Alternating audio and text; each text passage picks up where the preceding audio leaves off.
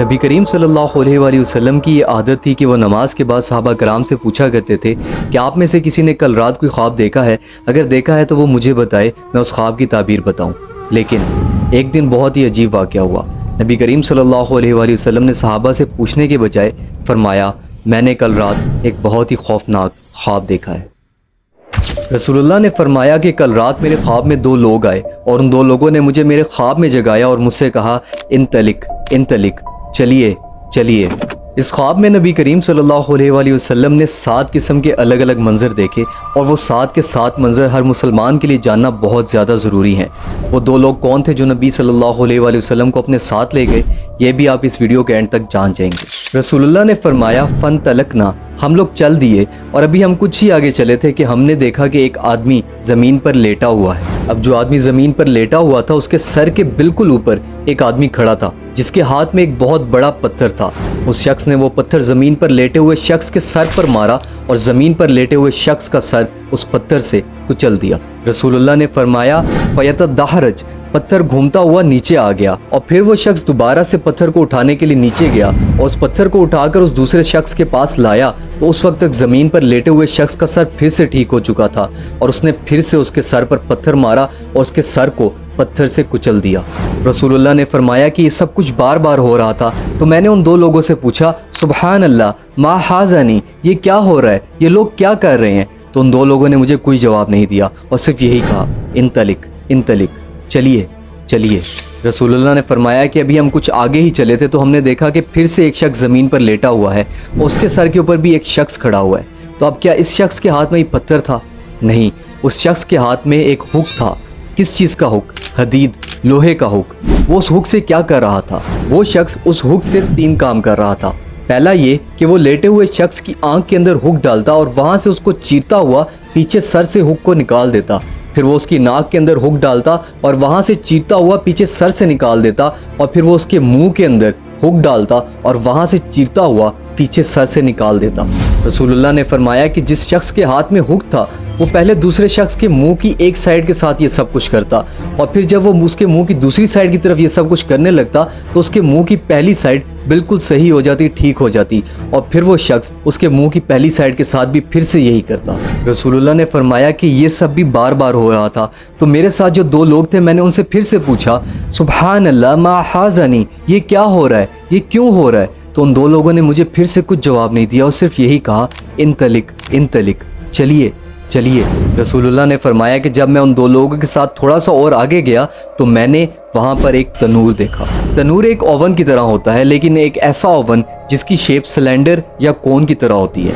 رسول اللہ نے فرمایا کہ جب ہم نے اس تنور کے اندر جھانک کر دیکھا تو اس میں بہت سارے مرد اور عورتیں تھیں جن کی جسموں پر کوئی لباس نہیں تھا، وہ بالکل ننگے تھے، اور پھر فرمایا، شعلہ من نار، آگ کو جلایا گیا، اور جیسے ہی آگ کو جلایا گیا تو وہ سب مرد اور عورتیں اس اوون سے بھاگنے کی کوشش کرنے لگے، لیکن وہ تنور بالکل بند تھا۔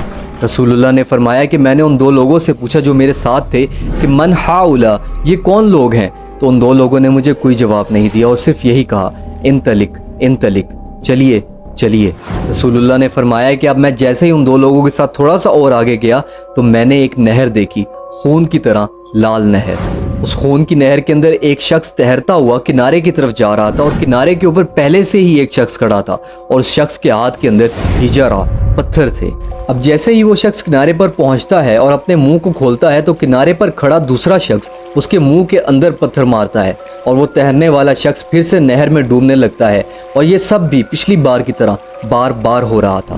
رسول اللہ نے فرمایا کہ میں نے پھر سے ان 2 لوگوں سے پوچھا، من ہؤلاء، یہ کیا ہو رہا ہے؟ تو ان 2 لوگوں نے کوئی جواب نہیں دیا اور صرف یہی کہا، انطلق انطلق، چلیے چلیے۔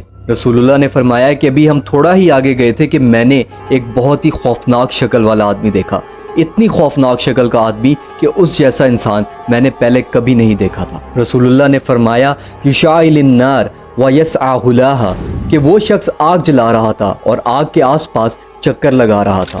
رسول اللہ نے فرمایا کہ میں نے ان 2 لوگوں سے پوچھا، من ھذا، یہ کون ہے؟ تو ان لوگوں نے کچھ جواب نہیں دیا اور صرف یہی کہا، انطلق انطلق، چلیے چلیے۔ اب یہ چھٹا منظر پچھلے تمام منظروں سے بالکل الگ ہے۔ رسول اللہ نے فرمایا کہ ہم لوگ چلتے چلتے حدیقہ، ایک باغ میں پہنچے، اور وہ باغ بہت ہی زیادہ خوبصورت اور سرسبز تھا۔ رسول اللہ نے فرمایا فرائت الرجل الطویل، وہاں پر میں نے ایک بہت ہی لمبا شخص دیکھا، اتنا لمبا شخص کہ اس کا سر دیکھنا مشکل ہو رہا تھا، اور اس شخص کے آس پاس بہت سارے بچے تھے، اتنے سارے بچے کہ شاید ہی میں نے اپنی زندگی میں اتنے سارے بچے کبھی دیکھے ہوں۔ رسول اللہ نے فرمایا کہ میں ان لوگوں کو دیکھ کر بہت حیران ہوا، اور میرے ساتھ جو 2 لوگ تھے میں نے ان سے پوچھا کہ یہ لوگ کون ہیں، تو انہوں نے کوئی جواب نہیں دیا اور صرف یہی کہا انطلق انطلق، چلیے چلیے۔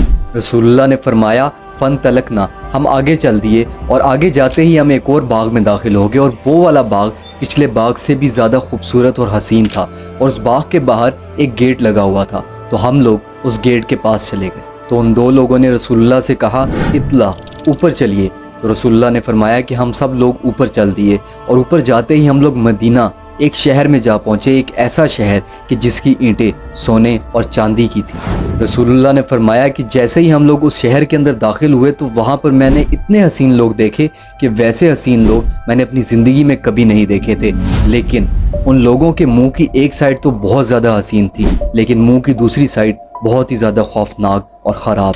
رسول اللہ نے فرمایا کہ وہ سب لوگ ایک نہر کے پاس جمع ہو گئے، اور میرے ساتھ جو 2 لوگ تھے انہوں نے ان شہر کے لوگوں سے کہا نہر کے اندر چھلانگ مار دو، تو ان سب لوگوں نے اس نہر کے اندر چھلانگ مار دی، اور جب وہ سے باہر نکلے تو ان کے منہ کی جو سائڈ خراب تھی وہ بھی بالکل حسین ہو گئی۔